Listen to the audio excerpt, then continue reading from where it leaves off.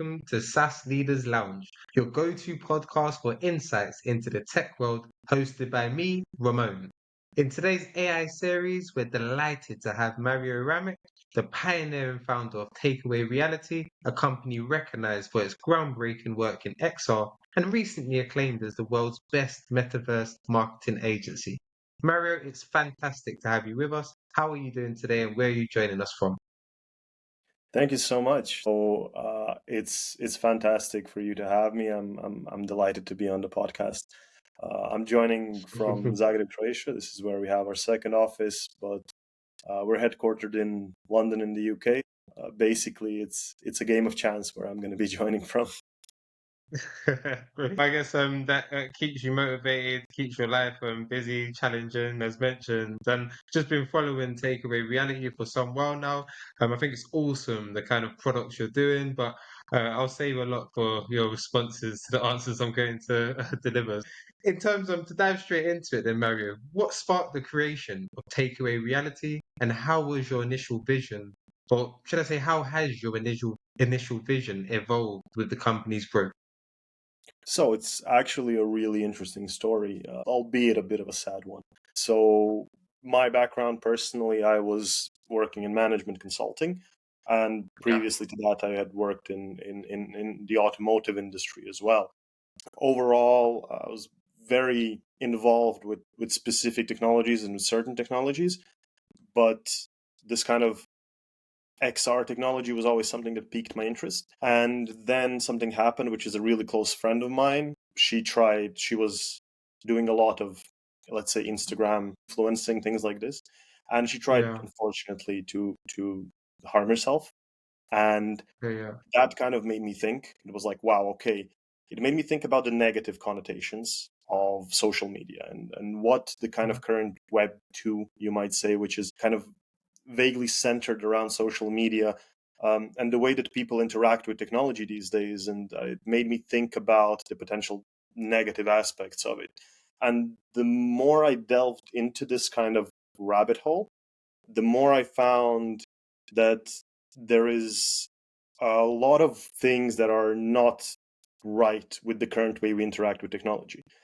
And I've always considered myself to be someone who's going to found a business or who's going to try and do something in order to create value for people. Yeah. So I tried to see, okay, how can I, even on a micro level, try and change this way of humans interacting with the technology in such a way.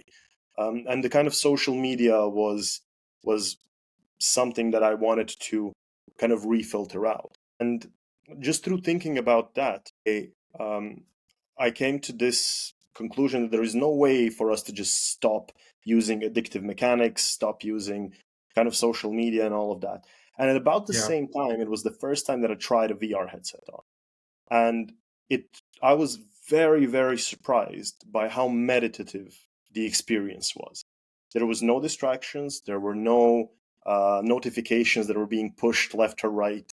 And I could just imagine myself in 20 years, in 10 years, in an AR, having AR glasses and, being Yeah. able to not having to pull up my phone when I'm having a coffee with someone to show them a video, but being able to be there in the room with that person and watch a video. And I kind of fell in love with the concept. What then the next step was to think, okay, how do we get this idea out? And the initial idea was to create a kind of a UI operating system for virtual reality. Um, Yeah. but from a business side, it didn't really seem that realistic. At that time, it was the MetaQuest 2 had just come out, if I remember correctly. Yeah. And it was not the correct time to do that. So I decided to go the agency route. And I think that was really, really perfect because we're trying to make those micro changes to making people's lives and making technology much more human. And this is what I believe the biggest strength of AR and VR is. It's so much more natural because it's in 3 dimensions. And with that, I think we're implementing these things on a micro scale, and because we're thankfully have been so successful in the market, we're managing to do it with even big firms and some really, really exciting projects going forward. Brilliant. Very sad to hear about your friend, but I agree. I guess it's led to a solution that you've created to tackle real world problems. Already realizing the kind of meditation aspects you get from wearing a VR headset, which I also have the same as well. Yeah, I think there's so much kind of possibilities that you could cure going forward, especially taking the agency route, making it accessible for most as well, I believe. A key question, Takeaway Reality is known for an innovative approach to XR, as you've also mentioned. Are you able to share some of your latest advancements that you're exploring? Absolutely. We are working with a lot of clients on a lot of different things, but some of them that I want to share, I think, are some of the things that we're working on are, I think, absolutely mind blowing from the design perspective, right? It just always, like, when I take a step back, from the day to day projects are going like this or like that, I take a step back and then figure out what we've actually built and what we are building for clients.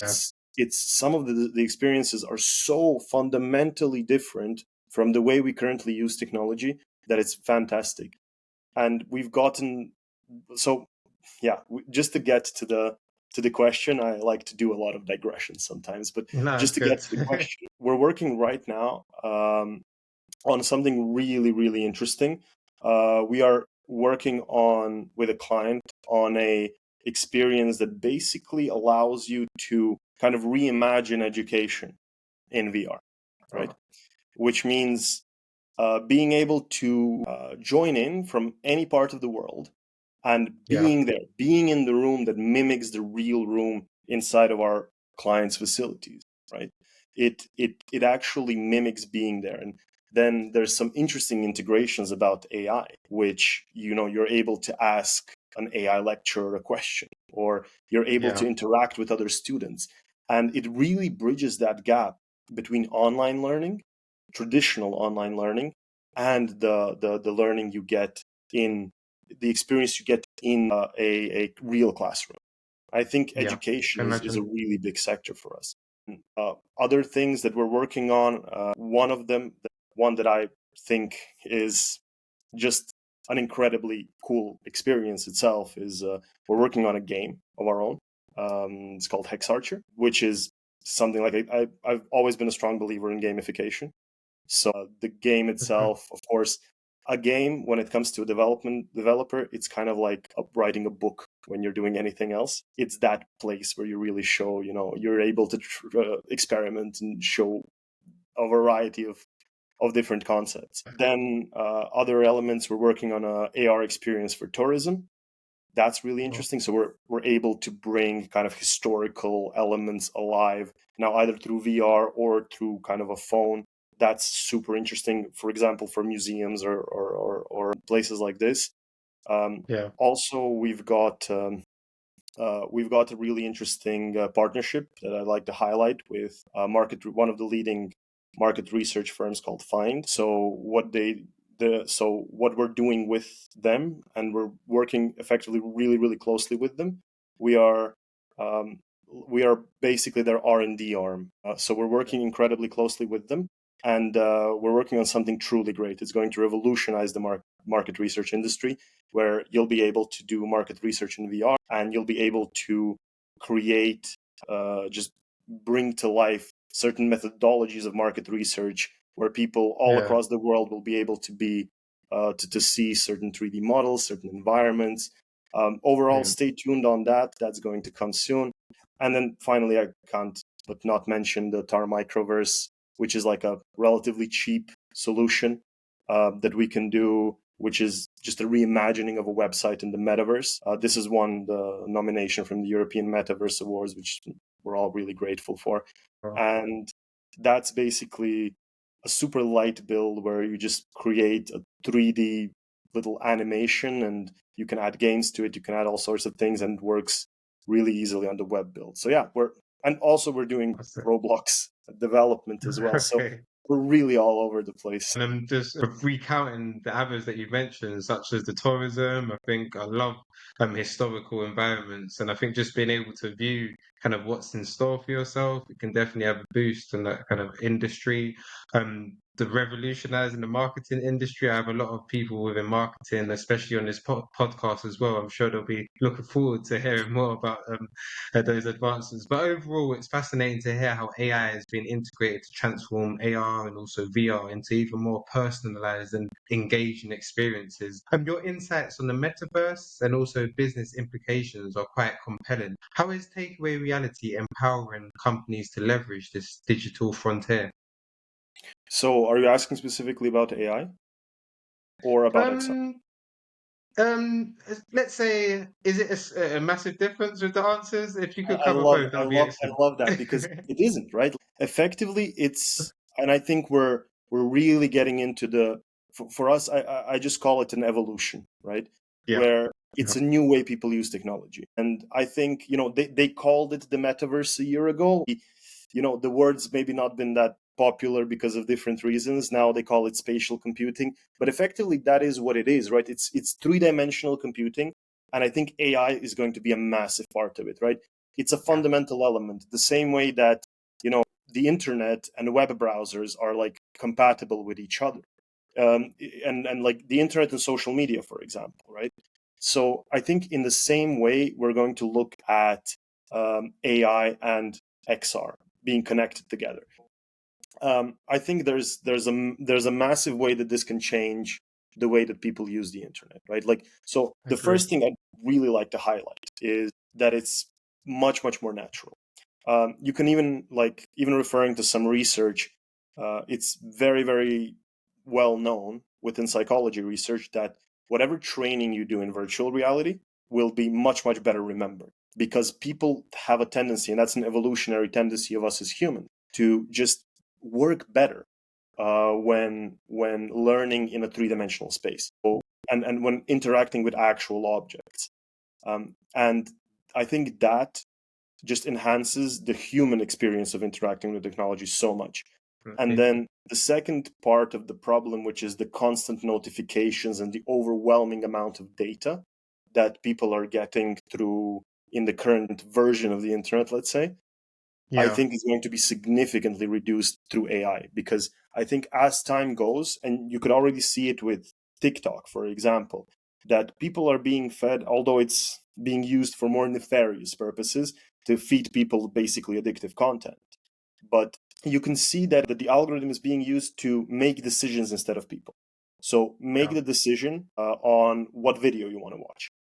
And that's super interesting because what it does, it reduces decision fatigue.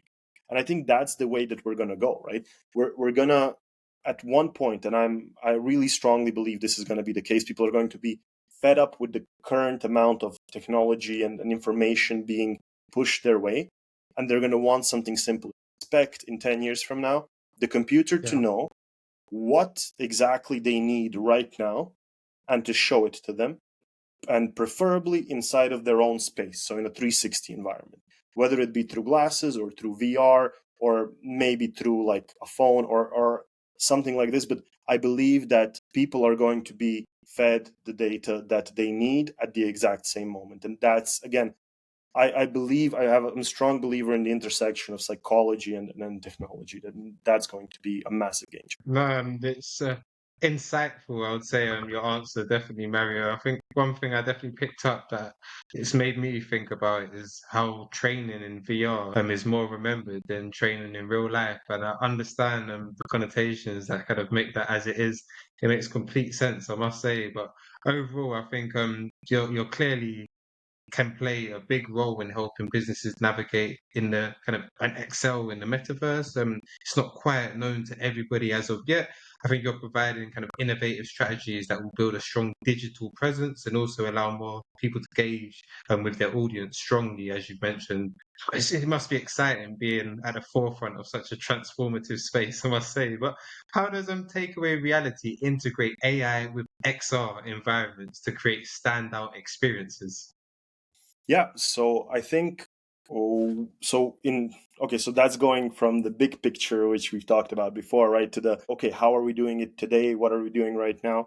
Yeah. So one example, I think I've already mentioned it. It's in our kind of AI lectures. What you can do is, what we've done is we've basically used AI to create a database. So what we're doing is we're working with a training center that has incredible lectures and has an incredible amount of kind of very specific knowledge. So what we've done is we've actually implemented an AI that is based on the individual lecturers themselves and trained on them in order to answer questions during a lecture.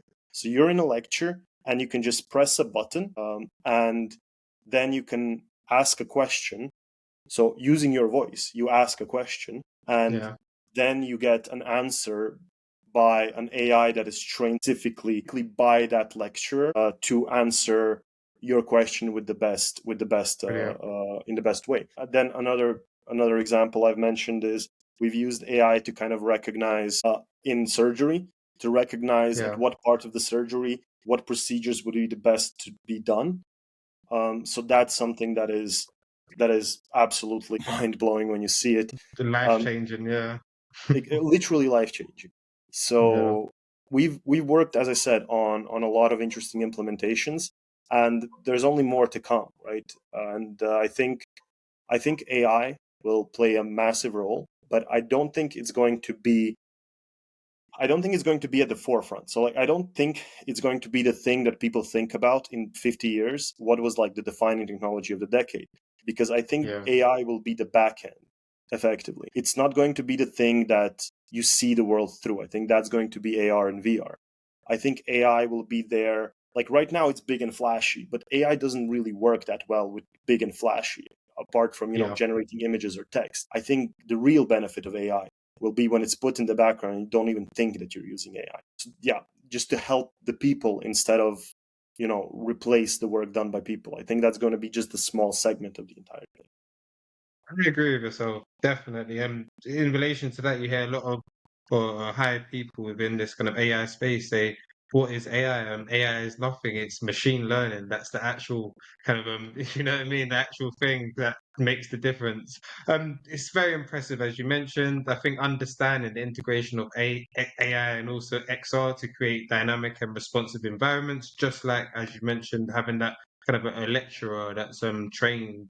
It's an AI lecturer, but it's trained by an actual lecturer, and you can download all of that knowledge and data into that person, input it into that VR experience, and actually that's the connection with it.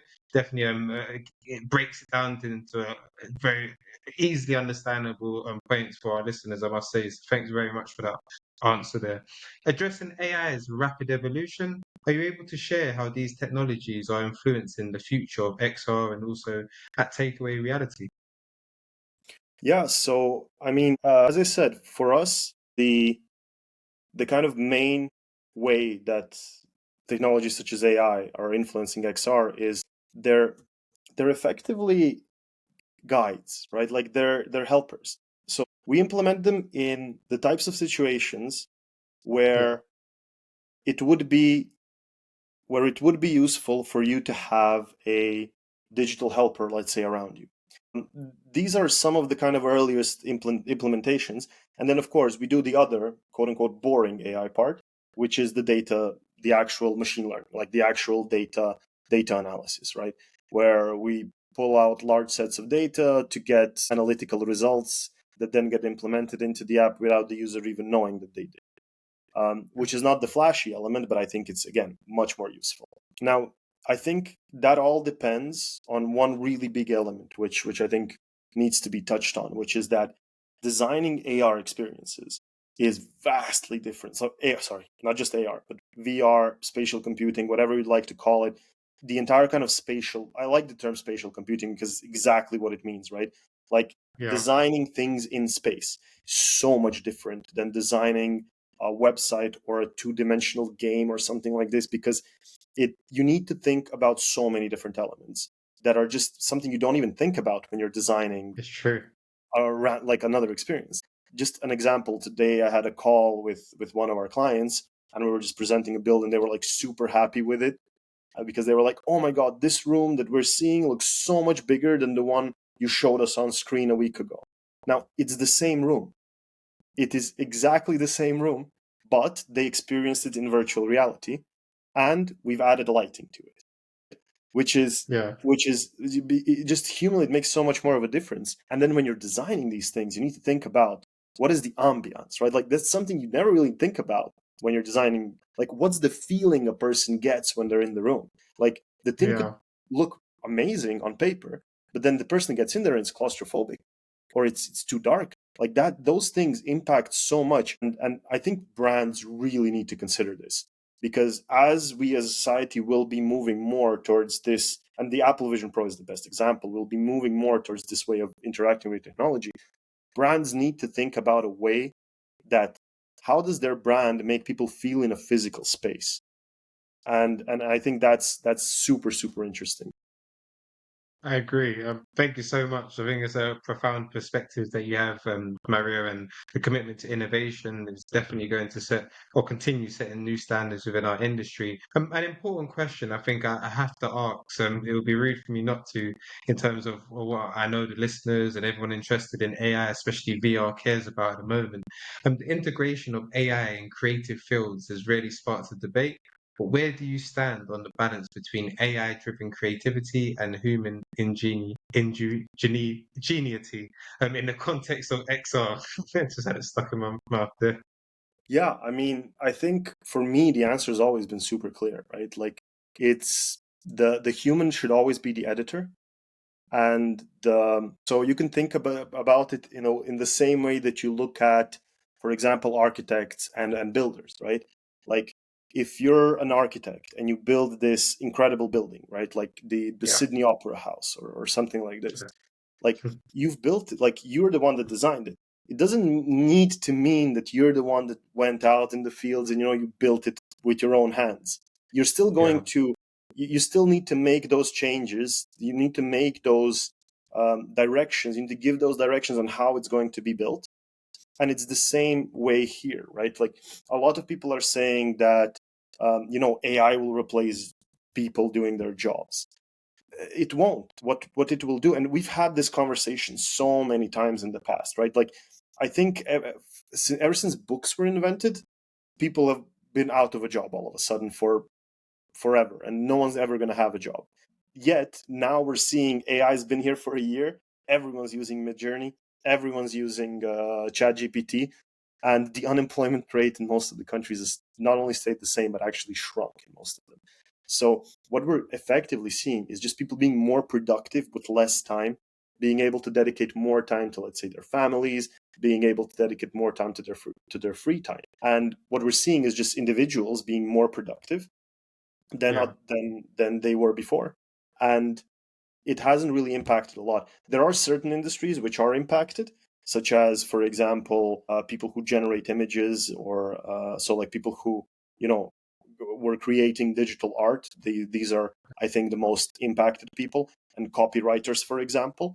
But I think, as sad as that is, it is the inevitable march of technology, right? Like I think there's certain things that there are just, most people will benefit from, are benefiting from the kind of image yeah, generation and copywriting that is done by AI, and that's why they're using it. So I think overall it's a net positive, and unfortunately, we need to think about systems and how we can integrate the people who were left behind. But as I said, for me, that answer is they should become editors, because they know what painting generated by AI is the better one, right?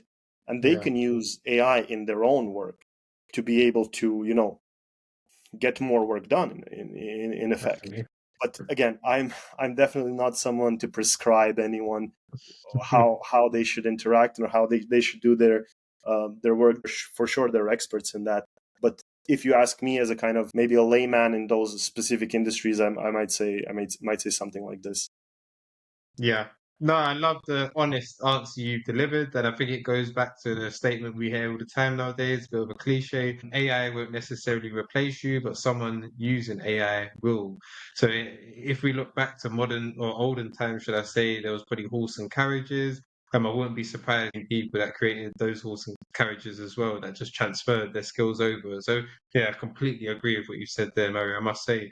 Now it would be great to lighten the mood a bit with some rapid questions to get to know the person behind the innovator. So we've got our quick fire section. Are you ready to start this, Mario? Absolutely. Let's Let's go. go. Brilliant. So do you prefer classical ballet or modern dance? Neither. I don't classical ballet, I guess. Yeah, that's, I would say the same thing, to be honest. Do you prefer tea or smoothies? Smoothies. Nice. Sunrise or sunset? Sunset, because we work a lot with the United States and I mostly miss the first one. Actually, Me I'm going too. to change that question. I prefer the sunrise because I very rarely see it. That's a great answer, I must say. Hopefully it doesn't stay like that for too long, because the sunrise is definitely beautiful. Something my missus always loves to watch, especially on holidays. But we'll keep it moving. Cats or birds? Cats, Nice. Me too as well. I'm a cat lover. Comedy shows or talk shows? comedy shows, 100%. Sculpting or pottery? Trying to think of the difference. I guess sculpting, I guess. I Yeah, no, I agree. I believe sculpting is more of kind of statues and so on, whereas pottery is more kind of bowls or bowls and pots stuff, or right? pans. I hope I'm correct. Jazz or blues? Blues. Nice. And last question, vintage or modern fashion? Hmm. I'd say vintage. Mm, definitely, it shows a lot of your character, Dave. But yeah, thoroughly enjoyed that. Thank you so much for committing to your questions also. And we like to keep a collaborative nature on the SAS Leaders Lounge. If you've seen previously, we always have the previous guests ask questions to current and so on. So previously, we had a lovely lady called Mariam Fayez Toshizi. She's the founder and CEO of an organization called Deep Search Labs. They're basically a specialized intelligence search engine. Her question for yourself was: is augmented reality a vision or reality? Oh, that's an interesting one.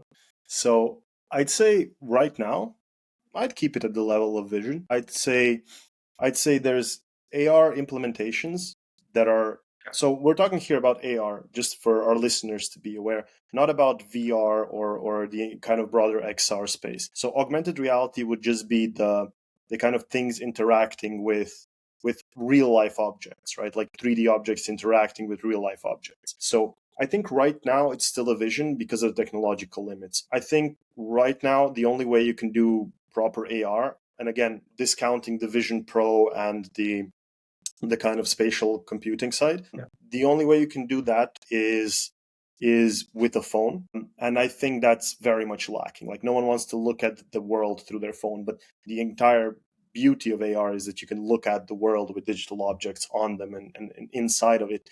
So I think the time that it becomes a reality is like the second or third generation of proper AR glasses.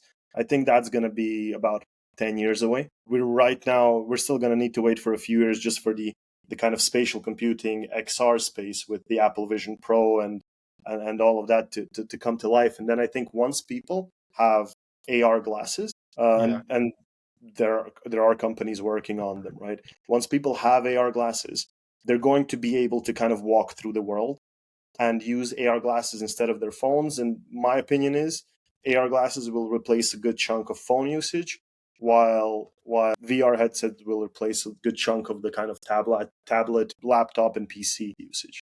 So Great answer. that's the vision. That's the kind of broader vision of the entire thing.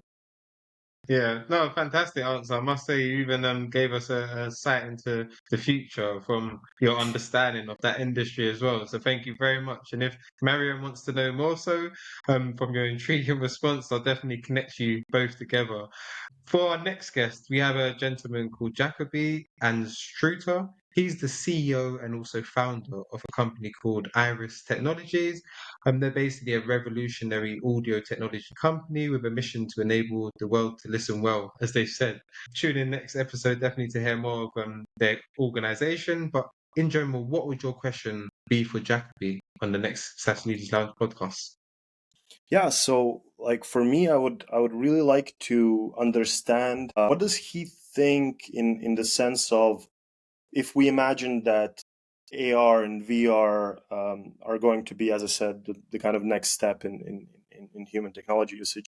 How does he imagine what level will audio and sound play in this entire experience? And are there any ways in order to really amplify that experience with sound? Fantastic. No, I love that answer. I must say, I'm a music man before kind of diving into recruitment, and I've sticked around to kind of the audio and the AI capabilities with it. I think it's very interesting, even just songs being created. So I'm very interested to hear Jacoby's response to that question, and also please tune in to hear that answer from him as well. But before we conclude, Mario, are you able to tell our listeners where they can find more about you and the exciting projects at Takeaway Reality?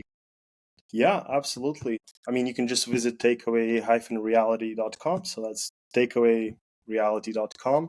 You can pretty much Google us, and you can follow me on Twitter. It's Meta Mario 73. We've also got we got a LinkedIn page as well.